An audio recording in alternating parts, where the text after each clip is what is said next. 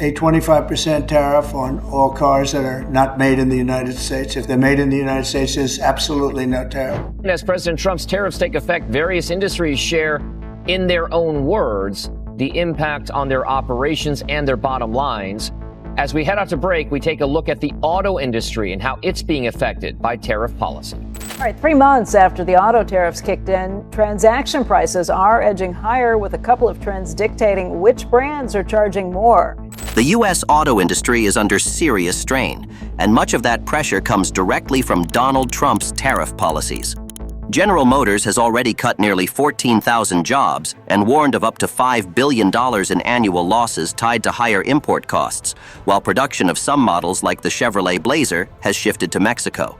General Motors will be bringing back in the new form of the Blazer, and here's the kicker. It will not be built in the U.S., it will be built in Mexico, and that Plants in Michigan and Ohio have faced layoffs or retooling, and analysts estimate tariffs have added hundreds of dollars to the price of new vehicles, hitting consumers as well as workers. These are documented facts, not speculation, and they show how tariffs meant to protect U.S. jobs are instead creating uncertainty, driving up costs, and pushing parts of America's manufacturing base overseas. While Chevrolet hasn't permanently quit the United States, the company has been forced to slash jobs, suspend production in some plants, and shift operations abroad to cope with financial strain. Communities that depend on auto jobs are feeling the ripple effects, and the long-term future of Made in America is under question. The facts are sobering, and they tell a story of how tariffs meant to safeguard American industry are instead threatening its survival. In the second quarter alone, GM reported a $1.1 billion hit directly tied to trade tensions and increased import costs. Projections suggest losses could grow to $5 billion annually if tariffs continue at current levels. These are hard numbers reported to shareholders, and they paint a stark picture of how policy decisions in Washington are translating into pain on the ground. For the workers, these numbers aren't abstract.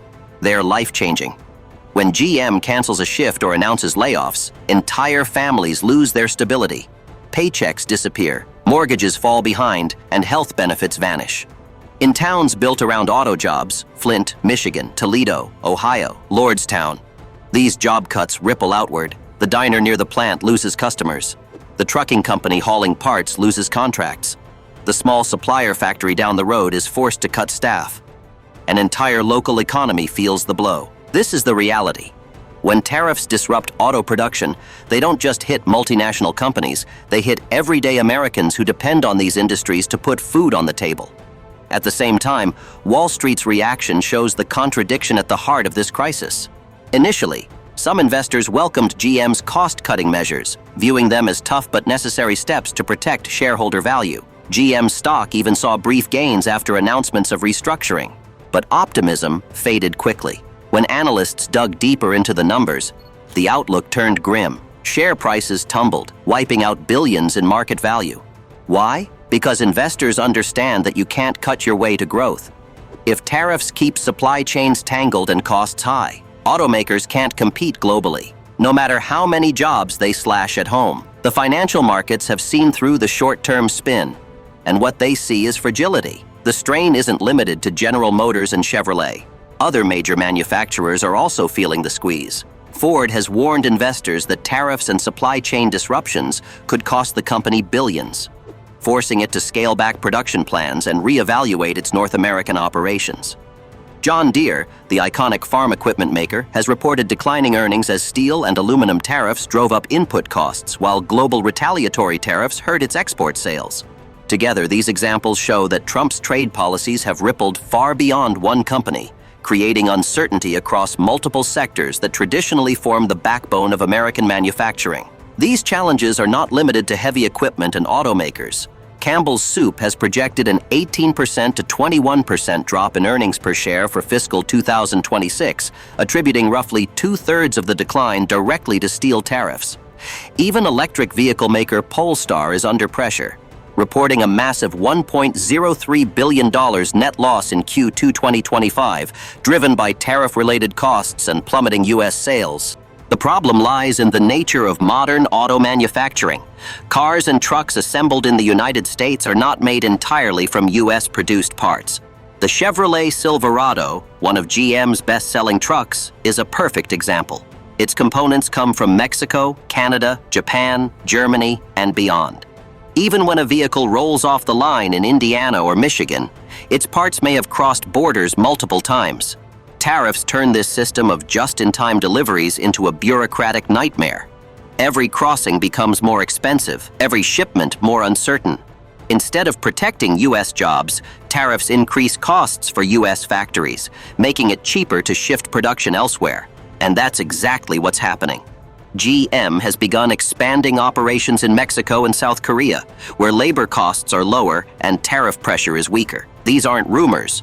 They're official moves announced by the company. The production of certain models like the Blazer has already shifted south of the border.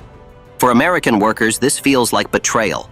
For GM executives, it's survival. When faced with billions in tariff-related losses, companies have to make choices. Do they keep jobs in the U.S. at a loss, or do they move production to countries where the numbers add up? Trump's tariffs force companies into this corner. Instead of making America the best place to build cars, they make it one of the hardest. The promise of Made in America becomes harder to keep. Consumers, too, are paying the price. Analysts estimate that tariffs are raising the average cost of a new vehicle by around $300, with large pickups, the backbone of U.S. sales, rising by as much as $1,000. For families already stretched thin, that difference matters. Buying a car is one of the biggest expenses most households face, and Trump's tariffs have quietly turned into a tax on anyone looking for a new vehicle. The very people Trump promised to defend are the ones footing the bill. The union response has been fierce. The United Auto Workers, UAW, has staged protests and warned of strikes if the industry continues to bleed jobs. Workers who once believed Trump's promises to restore industrial strength now see a different reality. Instead of new factories, they see layoffs. Instead of pay raises, they see uncertainty. Their anger isn't political, it's personal. When your job disappears because of a trade policy made thousands of miles away, you don't care about ideology, you care about survival. Global rivals are taking advantage of the chaos. Automakers from Germany, South Korea, and Japan are seizing market share while U.S. manufacturers struggle with tariffs and uncertainty. In China, new tariffs on U.S.-made SUVs and pickups have closed the door on Cadillac's expansion efforts. European markets are turning to non-U.S. suppliers as they look for stability. Trump's trade war was supposed to make America strong against foreign competitors. Instead, it has weakened America's global position, allowing others to step in and take the lead. Even GM's future plans reflect this reality.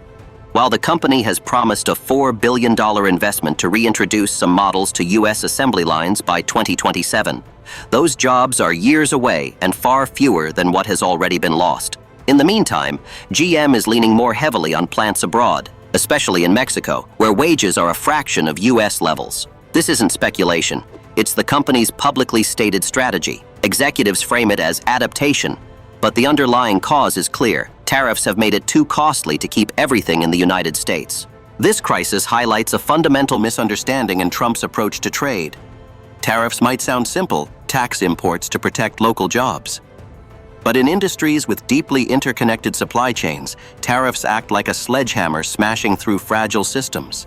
Every part that crosses a border is taxed multiple times.